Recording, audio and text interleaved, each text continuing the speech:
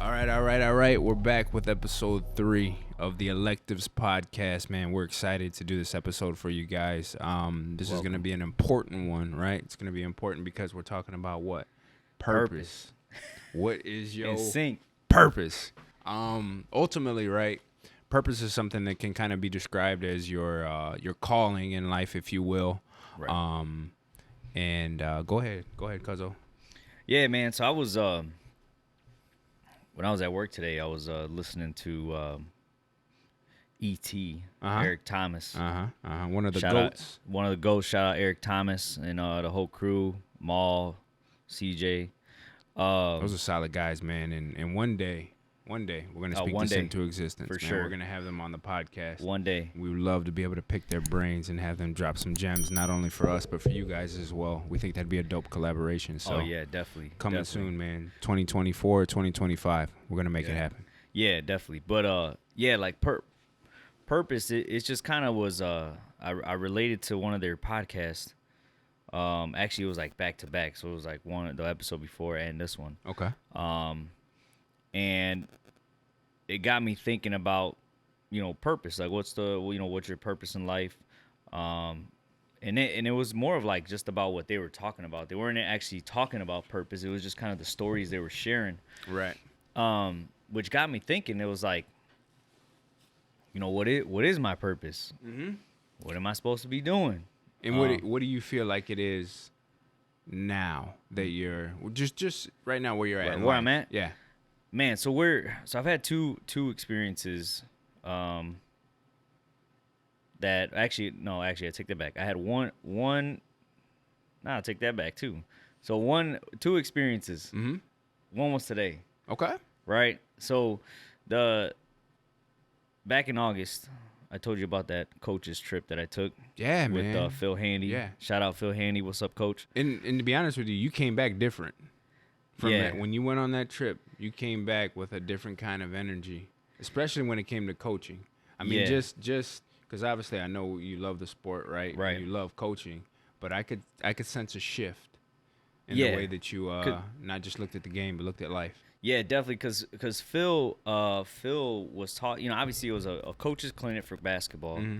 and if you guys don't know who Phil Handy is, he's assistant coach for the Lakers, and I was blessed enough to be able to be part of that clinic and be able to, be in that gym with him. But he talked about his purpose was to teach, right, and it just so happens to be through the game of basketball. Mm-hmm. And I also related to him because he is also involved in real estate, which I didn't know about. So then I started thinking to myself, like, man, here's somebody who likes the same things I do and is doing the same things I do, but he's just doing it at a higher level. Mm-hmm. Yeah. And then I started reflecting that whole trip because I've been coaching /teaching since I was 15 years old. Wow. So I started. You got your 10,000 hours, man. Yeah. So 10,000 hours, Easy. 10 years, easy. So I started as like a summer camp, like counselor with like younger kids, and then it worked. Obviously came back every summer, and then I picked up my first coaching gig through the city of Aurora, coaching co-ed softball, and it wasn't up until actually that coaches event I was like, man, I've been doing this a long time. I've been coaching and teaching and like giving advice. I only knew as much as I knew, but people would ask me. Right. So then I listened to there was that. So then I listened to the podcast from ET, and then there was one. I was on my way to go see a property in Ottawa. Okay. I was listening there, and I was starting to think, like, man, Jamal started talking about how about his life in law enforcement, which is where I'm at now, and how he left that. And then I was like, how? Because for people who don't know, usually you don't leave that world once you're in. Yeah, no. Because it's so hard to get in. Yeah. And people just don't leave. Like right, and you want to get your time in. Right. Right. Get your pension. Right. Get all of the above, Right. and then get out in that sense. Right. Right. Yeah, that's very normal for anybody Yeah. in law enforcement. Yeah. I mean it's a definitely I've been blessed, dream come true. So, but it just started thinking. I'm like, man, okay, so that's not it. There could be another level to it. Yeah. And he's actually the second person that I follow. The other guy's David Green from the Bigger Pockets podcast. Cool. He was also in law enforcement, and now he's not. What did you take away from Phil off the court? Because it's one thing for him to teach you the game, right? But also we talk about masters and teachers in the sense of life, right? Yeah. From that perspective, just watching him, paying attention to his body language, all of that. What did you pick up? Because from what I saw from the videos that you had posted and the videos that you showed, the guy's humble. The guy's humble, but he understands work ethic. He understands the grind. But he didn't seem like a guy who was arrogant. He didn't seem like a guy that you couldn't come up to, shake his hand, talk to him for a quick second. He seemed like a regular, everyday person. It just so happens that he's got all these other great things that he's been able to accomplish and do in his life. Right. Yeah, and I would say that was kind of the biggest thing I took away was because I was able to get – I didn't get to make the NBA, right? So, yeah, I mean – that was all our kids' dreams. Hey, and we all say – if I would have been 6'8", if I would have been 6'8", man, I would have been in there. I would have dropped 40 a night. So so to be around like him, somebody that like as you described, and to see that he was just so giving with information. Obviously, we paid to be there. It wasn't a free event, right?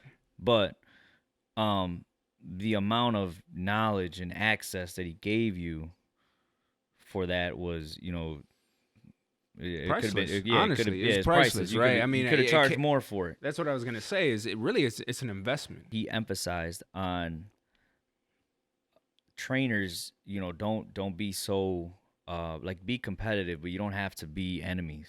He was big on that because obviously, as anybody, I guess it's not obvious, but if for the people who don't know, training for any sport is a huge market. It's competitive. It's super competitive. Yeah. Like everybody wants to get all the kids to train with them or high school kids because whoever comes out of that program makes their program better. Exactly. Yeah. And you want to be able to say hey, this kid came from my program too. Right. So he's sharing all this info and he's just letting us know man, whatever. He's like, don't be afraid to help the next guy. Help the next trainer who's coming up. Or if you get invited to their gym, he always used to say, "No job is too small. You need me to rebound. You need me to pick up a ball." See, yeah. And he was about that. And I love that. I love that philosophy. Yeah. Because it translates off the court as well. Yep. It's not just something that can be used in just basketball. That translates in life. Life in general, man. Do what you can. Yeah. With what you have. Yep. Around the people that you deal with on a daily basis. Sometimes you don't have to try and be Superman all the time. Right. And then he talked about getting 1% better every day. So we all want to get better at a fast rate. But he's just like, man, you just got to get 1% better. No, whether it's basketball, whether it's coaching, whatever the case may be, you just got to get 1% better. Whether it's talking on a microphone. Yeah. Filming. Getting your reps in, right? Just getting your reps in. Just getting in the gym. Getting your reps in. Yeah. So after that event and after listening to Maul, it was like, man. So I've been absorbing a lot of information and been able to learn from a lot of people, and I was like, so you feel like your purpose now is definitely coaching, right? Coaching, helping the next guy, right? Helping the next guy. Giving the assist, right? Not needing to be the one that scores, but just doing all the little things, right? Right. Now that we have this going, man, and now that we've got all these other things lined up, I can't wait to see how you grow, how we grow, how we continue to progress in life. It's exciting. It's an exciting time. It is, man. What would you say is do you think or do you feel that you found what your purpose is yet? I do. So What would I've you say always your purpose is? I've always felt like my purpose was to try and make the world a better place, right? And I know Right. that sounds cliche. There's plenty of people that want to do that. They want to make the world a better place. But in saying that, and even as I hear myself say it, I used to think, okay, I had to get all this money, right, in order for me to make change happen, in order for me to be able to change the world the way that I want to change it. But it wasn't until recently, and this kind of happened. It happened in my workspace, man, where I kind of had this epiphany because I've been a barber now for over 15 plus years, right? Damn. Master. So yeah, and in a way, it was the biggest blessing in disguise for me because I've had so many great conversations with men and women from all different walks of life, right? Yeah. And they've been able to enlighten me on the human experience, right? I genuinely enjoy the study of human beings and human nature, right? Yeah. And why we do what we do. Yeah. So with me wanting to help the world, I didn't realize it, but I'm literally getting on the day. I'm learning every single day You're helping from the people. world every day. by just listening to them, Yeah. hearing them talk.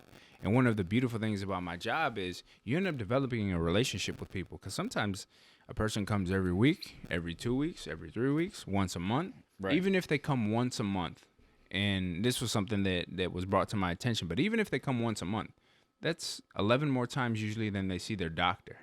Because Oh, usually yeah. everybody goes to their doctor once a year, Yep. right? For your annual checkup, Yep. et cetera, et cetera. Yeah. Even if a person comes to their barber or their stylist once a month, that's a lot. You're spending a decent amount of time with that individual, and you develop a bond, you develop a relationship. Yep. Without me even wanting to or trying to, people open up. They start Yeah. talking about their personal lives. Yep. They start talking about their relationships. They start talking about their family, and some of those conversations, a lot of those conversations are private. You know, I have to keep some of this stuff. A lot of the stuff I gotta take to my grave.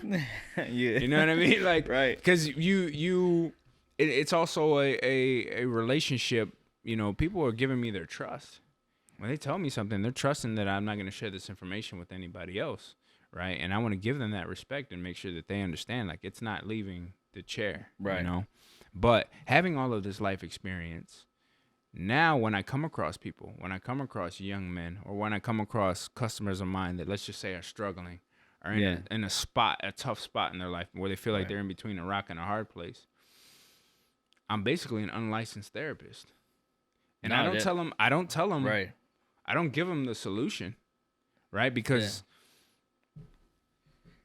someone telling you what to do versus you figuring it out for yourself, it's two totally different things. That's two totally different Two things. totally for different sure. things. And you would much rather that the person figures it out on their own. Why? Because it's going to stick. It's Yep. going to last longer, right?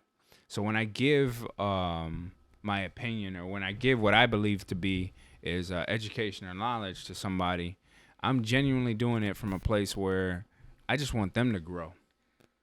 I just want them to water whatever it was that I said to them and see if it works and see if it helps them figure out the solution to their problem, you know? And I think for men in today's society, we need somebody to talk to. And a lot of men don't realize it, but they do have a therapist, and the therapist is their barber. So a lot of men out there, man, That's I'm telling true, you right man. now, a lot of men are getting great deals. Yeah, you right getting now. a discount. I don't care if I don't care if you're paying $50 for your haircut a week Yeah. or every other week, man. You're getting a deal because that's if you feel comfortable enough with your barber, right? Some barbers, I get it. They just want to cut your hair and hey, go on about your day. Right. But for the ones that care about their customers and they care about their clients and they care about their communities, you guys are getting a great deal out there. Great deal. So that's what I feel like my purpose is, Cuzzo, is to help my community by being an unlicensed therapist and absorbing information and then giving it back, man, in any way that is positive, you know? So would you say that's why you haven't left the game of barbering? And the reason why I asked that is because I saw a TikTok video. You might have saw it. This dude, he must have been a barber, but he said if you've been a barber for like 10 or 15 years, then you're doing it wrong. You should already been out of the game or something like that. I'll have to send you that video. Okay, yeah, send that to me because But- I'd like to hear his perspective. I mean, I'm Yeah. not gonna knock it down. He might have a good reason as to why he feels that way, but Oh yeah, which it's just his opinion. yeah, his opinion for But- sure. But would you say that's why you haven't left the barbering game? Like, is because the way you're fulfilling your purpose is through barbering? Yes, yes, and no. I believe ultimately one day I won't be cutting hair as much as I'm cutting now. Yeah. But I think I've been doing it for so long and I love it so much that I'll always find time to do it, or I'll always want to do it, you know. I mean, of course there's other business ventures that I want to get into and go Right. down, right? And those are all lining themselves up as we speak. Right. But it's in my blood, man. It's just it's a part of my soul. I've connected deeply with a lot of human beings over the years, man, and I genuinely look forward to seeing my customers and my friends. You know, I have so many text messages in my phone Yeah. of conversations that I've had with people outside of the barbershop Dang. about life, you know, and so many people have said, hey, man, I really appreciate you, you know. And going back to what I said, Yeah. I don't do it for the acknowledgement or because I want a praise or Yeah. you know, a pat on the back or anything like that. I light up when I see somebody text me and they say like, man, I really appreciate you. And especially over the holidays. I can't tell you how many messages, man, I got from people that were like, hey, man, I hope you're having a good holiday with your family. And I just want to let you know, man, you're one of the few people in my life that I genuinely really respect, appreciate, and am thankful for to have in my life. And Barbers got to be the most liked people in the world, bro. I think. yeah. If you're going about it the right way, right? If you're putting the right intent into it, you know. Right. Because I always tell my customers and my friends, it's more than a haircut to me. It really is. It really I think it is. should be. It really is, Yeah. man. It's the average haircut takes anywhere between 30 minutes to 45 minutes. Right. Excuse me. Obviously an hour maybe if you're doing like a design or something like that, but Right. that's a good amount of time, you know, Yeah. to have a genuine conversation. How long did it take you to find that was your purpose? A in long life? time, man. I really didn't start realizing it until recently. When I first started barbering, I really was doing it. Honestly, I was doing it because I didn't want to work for anybody else. Hey, And I knew that when I first walked into a barbershop and I was in that space, I'm like, I could do this, man. We're watching sports all day. Guys are talking trash to one another. I mean, it's a fun environment to be in, and you're Right. making money daily. yeah. Oh, sign me Oh, up. it's not a bad gig. It's not a bad gig at At all. all. But that was my intent going into it initially, not knowing that everything that I just said before this Was gonna come later. was going to come later. I had Yeah. no idea. There would be times where I would go to the barbershop, man, just thinking it was going to be a normal day. But I ended up having a conversation with someone where maybe they just lost their father, Yeah. right?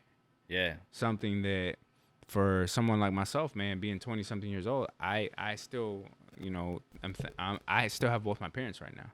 Never experienced something like that. Right. But to have to sit here with someone who's going through all these raw emotions, Yeah. right, and learning how to not even necessarily comfort them, but just be human with them, Yeah. you know, and go through that and experience that. And that's just one example, right? Yeah, I had no idea, man, honestly, no idea that barbering would be this good to me and that would give me so much fulfillment in my life and so much purpose. I had no idea. And I still feel like this is just the tip of the iceberg. Just the tip. Yeah, because You you know? just figured it out. It just figured it out. It Yeah, just so starting to you- make sense, man. Yeah, so you don't even know what's. I have no idea. Yeah. I have no idea. And I just want to keep watering it, you know, like we talk about, man, watering things and seeing where it goes and seeing where it grows. So I got a really good question for you, Cuzzo. With you know, knowing that your purpose is coaching, right? Yeah. How do you balance that with your work life? Man, that's a tough space for me because I had that same thing in college. You know, like where I always felt like I thought I was supposed to be doing something else other than being at college. I didn't know what it was, but it just felt like, all right, I'm gonna do college, but I I don't know if this is what I'm supposed to be doing. You find yourself given, it's 8 hours, probably plus drive time. Some people it's 12 hours. I know. I mean, my uncle the other day said he spends almost 16 hours to go to the city. And when I say the city, Chicago. Yeah. On the train and come back. The way to balance it is just I have to do it outside of, my 8 hours, and it sometimes it's tough because, I got a family. My kids got sports. So now I've learned to divide my life into pillars of only doing what's like the goal. Yeah. So now like my time is just literally divvied up between that to the point where, I don't even play video games no more. And I used to play video. I haven't played my a video days game off in used I to don't be know how 2K, long. bro. Oh yeah. Man, I was on it, you Yeah. know, and now I haven't played. You don't even think about it. No, I don't even think about it. You don't even think about it. Because now it's like family, coaching, real estate, and then personal development. Yep. Personal development actually started to become a pillar recently, and then so now my extra time that I figured out that I had started going to that. Do you feel like putting more time and energy into the self-development is just where you're at right now in life? Because you want to get to that next level, right? Right. You want to continue chasing your purpose. And the only way to get there is if you invest in yourself. Yeah, I would agree with that, man. I think it's just I'm at a time where I have probably the biggest sense of clarity now than I did in my 20s. I think when I look back at my 20s, I knew like I didn't really know what I was chasing. You know what I'm saying? Like I knew I wanted to get to the career I was at, but after that it was like, okay, and then now what? Yeah. And then it just leads you to like, what was that? The saying you a sea of a ship. Oh yeah, you're like a ship with no direction. Yeah, you're just lost at sea. You're just lost at sea. The waves are taking you wherever. Yeah, and I you think don't have a final destination to land at. Yeah, so when I think back to that time, I'm like, man, because it's something we've talked about. Yeah, I don't know if I would tell myself to do it the same again. But when we were talking, you were like, hey, I'll be honest. I would tell my younger self, go harder. Go harder, son. oh man, Because, and the reason why I say that is because there's so many life experiences that I missed out on. You don't get this time back, man. You don't. You really that's don't. true. Yeah, that's true. You really can't don't get it back. And once it's gone, it's gone. Time is your most valuable asset. That's something that for anybody that's in the self-help or self-development space, or if you're a viewer or listener, if this is your first time hearing it, time really is your most valuable asset. And what you want to do is you want to try and capitalize on that. You want to try and, like he said, I don't play video games anymore. Why? Because there's other things that I want to do. There's other things that I'm trying to chase. There's other spaces that I'm trying to get into. And you're going to have to make sacrifices. Yep. And sometimes it's something that you once really did enjoy, but you have to let it go, Yep. It's like CJ from E.T. the Hip Hop Preacher, Eric Thomas, their podcast. I think CJ was saying he's turning 40, and then they said, well, you got to think about this as this is the youngest you'll ever be. So, Man, say that again. So if you're this is because so I'll say it like this. I'm 32, you're 31. 31, yeah. And this is the youngest you'll ever be. So now all you have is what's the road in front of you. That's it. Whatever happened before is gone. It's gone. So it don't even matter. It doesn't. So when you talk about going harder, I kind of get your point, because you're like, it's not going to matter. But then like when I think about going back then, I'm like, man, just kind of like in my mind, it still matters like within. Yeah. You know what I'm saying? Yeah. Like, cause I'm just the type of person that kind of like just thinks back a lot. I'm like, damn, why did I do that shit, man? Well, I think that's human, to be honest with you. Yeah. I think for your average person, we beat ourselves up a lot, right? We think about what we could have did better or whatever the case is. And, like I said, I did say, yeah, go harder because when I think back about it, like I said, but it's mainly for the life experience. Yeah. Now the other side of that is because I believe that you have to an extent, remain somewhat balanced is I would also tell myself, which it's going to sound counter to what I just said, but I'll explain what I mean. I would also tell my younger self to slow down. So go harder when it comes to experiencing life, right? Not all the other dumb shit. But not the dumb shit. Yeah. I'm not saying go harder like go party and, not that. I'm talking about go harder with just experiencing life. Yeah. Travel more, do those things. Now, all these things I'm still going to do now, right? Right. And now I know for a fact, hey, this year I'm taking 3 major trips. One's going to have to be I want to go overseas. Okay. Like nice. I want to see either Africa, India, some parts of Europe, not all parts of Europe. I want to go back to Mexico because when I'm in Mexico, man, I didn't realize how much that place feels like home until I go back. Yeah.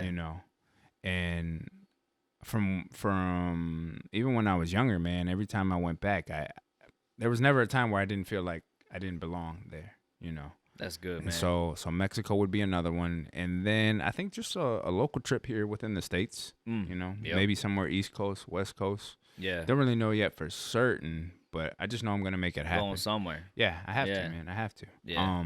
But yeah, so to go back to explain what I meant by, going harder with my life experiences and traveling more and doing more things, but slowing down in the sense of staying present in those moments.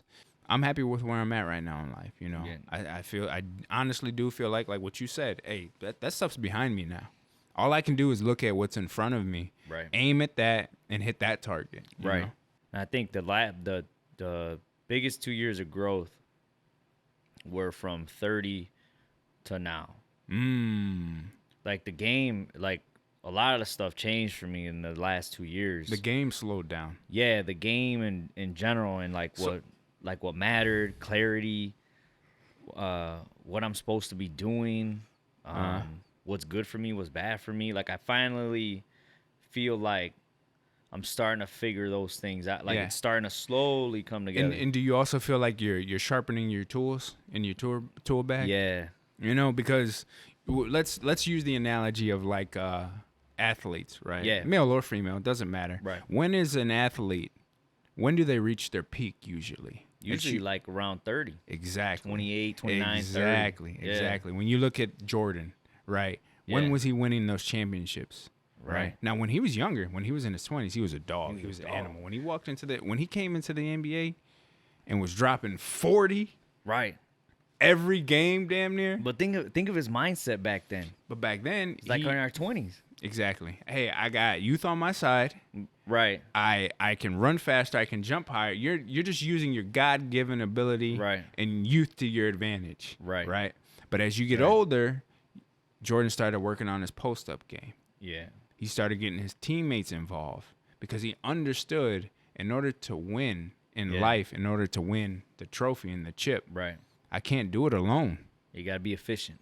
And I gotta work on my craft. Yep. I gotta work on my handles. I gotta work on my defense. Right. Jordan wasn't known as a good defender in the early part of his career. No. But in his 30s and when he finished, he was a hell of a defender. Yeah, when they were winning, he was killing it. He was a hell of a defender. Yeah. So that does say a lot, you know, about the age that we're at. And I agree with Robert Kiyosaki, man. You need that life experience. Yeah. You know, to be able to learn from someone. Yeah. And understand someone and have some understanding of life. Yeah, and I think you need to be like, and the other thing too was I was searching for more answers. You know, so, and I think if you're in that spot where you're just trying to figure something out, figure out your purpose, what are you supposed to be doing, what's supposed to matter, you're gonna have to start reading some books. Yeah, well, also too, but like the quote that we said from I believe it was episode 1. Yeah, when the student is ready, the teacher or the master appears. Right. Right. Now that may come in different forms. That may come in the form of you finding a book. That may come in the form of you finding a mentor. That may come in the form of you paying somebody to coach you to do something.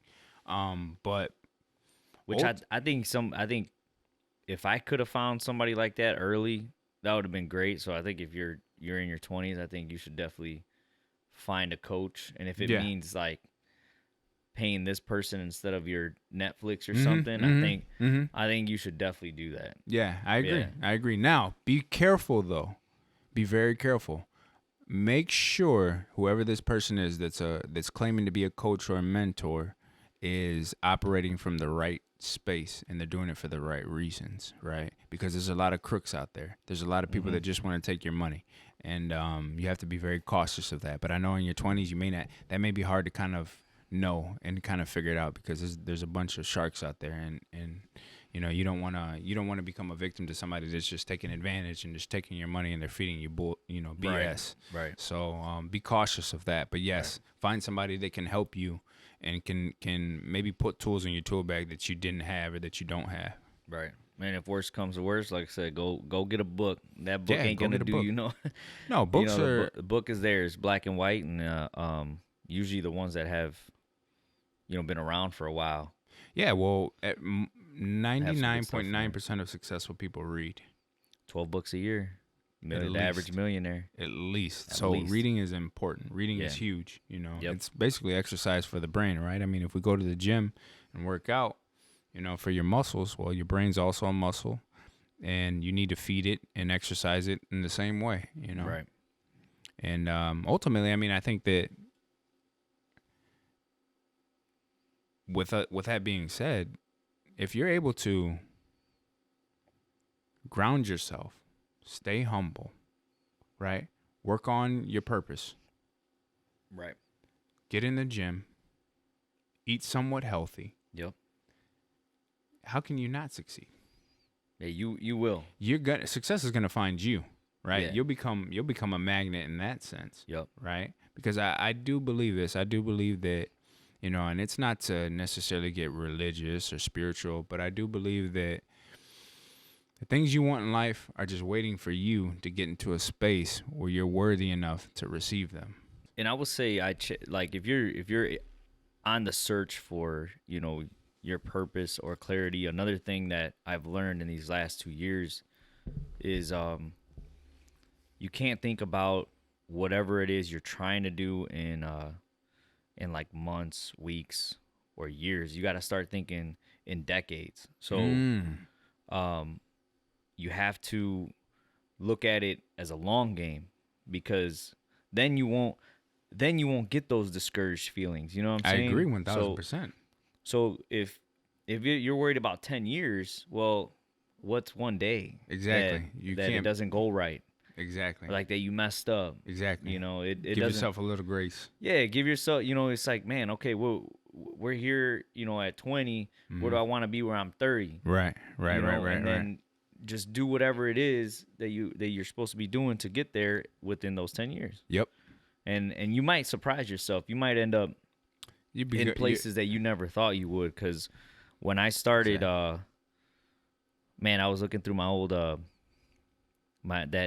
hard drive I gave you. Oh yeah. So I was telling my daughter, I was like, man, I found my old law of attraction training. And she's like, what's that? And I was like, I have to explain it to you, but I couldn't. But it was there, and I saved it. Yeah. And it was like from 2012. Yeah.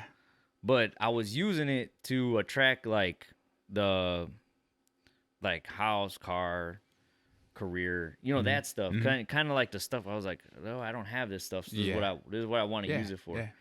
And ironically, now you have it. You have all of that and then some. Believe it or not, bro. So believe it or not. So everything does come. Believe it or not, that stuff full circle. Does really work. You have to like be able to visualize. But it's not. But like you said, it's not something that just happens overnight. No. Right. That was in 2012. You said.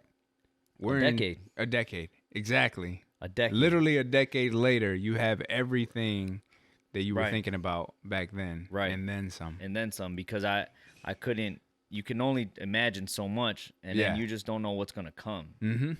So, that's why I was like, that's why when I was saying, man, these last 2 years have been nuts, and then when I realized all that, Uh-huh.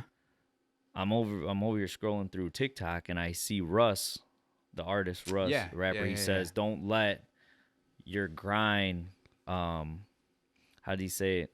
Like, don't let the hustle or grind, uh, like distract you or like ignore the blessings you currently have, because it's so easy That to yeah. just blow over it And that's where the and like balance not comes realize in. like That's what you got. exactly. That's Yeah. where the balance comes in with, I need to go harder. I need to keep doing this, Right. but stay humble. Yeah. Stay grounded. Yeah. Enjoy every day. Don't get Yep. too and it's honestly, I think that's the hardest thing about being a human being.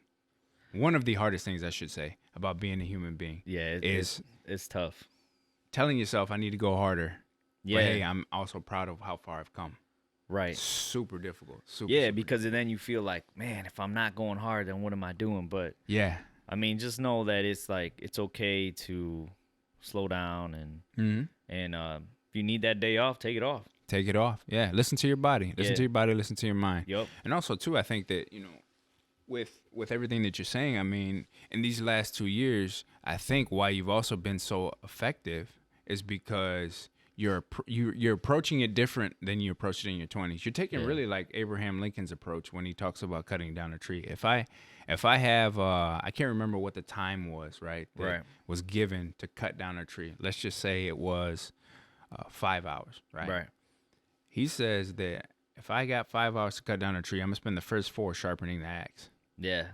Why? Because the sharper the axe, the easier it is to chop the tree. Chop the tree. But the other person, let's just say someone who's in your 20s or when we were in our 20s, man, we were swinging this axe as hard as we can, Yep. not even thinking Yep. that it should be sharpened. We just assume that because it's an axe, Yep. it's sharp or that it's going to cut down the tree, Yeah, right? yeah. And it's the wisdom that you've gained through your 20s to know, man, now in my 30, I'm sharpening. Yeah, you're just 31, I'm Yeah, sharpening. yep. 32, I'm sharpening. 33, I'm sharpening. 34, I'm Yep. sharpening. 35, I'm swinging. You know what I mean? Yep. 40, I'm swinging. Yeah. And it's this thing we call life, man, it isn't really easy to figure out. And that's what one of the things we want our viewers and our listeners to know, man. We're growing with you guys. We don't have all the answers. We don't have it all figured out. We're not gurus. Don't think that the information that we're giving to you is professional at all. This is just all life experience. And I think what we're hoping to do out of this and what we really want you guys to understand is we're just trying to connect. We're genuinely trying to connect with you guys and get you guys to realize you're not the only ones out there. And hopefully you can learn from us and we can learn from you guys as well. And in that way, we can try to create a better society, right? A more grounded society. And ultimately, man, that's what we want to do. And we want to thank you guys once again for tuning in and for listening and for watching our podcast. Like we always say, like, comment, subscribe, reach out to us via email. You're more than welcome to send in questions or different topics that maybe you would like to hear us discuss or talk about. Or if there's a question that you have for me or a question that you have for my cousin David, send it in. We'll respond to you guys as quick as possible. Obviously, we have lives. Like, he's got all this stuff going on outside of life. I've got all this stuff going on outside of life. But we can't wait to continue to connect with you guys and give you guys more content. So thank you for listening. Thank you for tuning in. And is there anything else you want to say, Cuzzo? Yeah, just leave a review. Connect with us on social media. I'll leave everything out in the description below. Cool. Because we definitely want to get a review on what you guys think of the podcast. It definitely helps and gives us a direction. Yeah. Constructive criticism is always welcome. It's how you grow, honestly. So, yeah, man. Yeah. See you guys on the next episode. Later. Take care.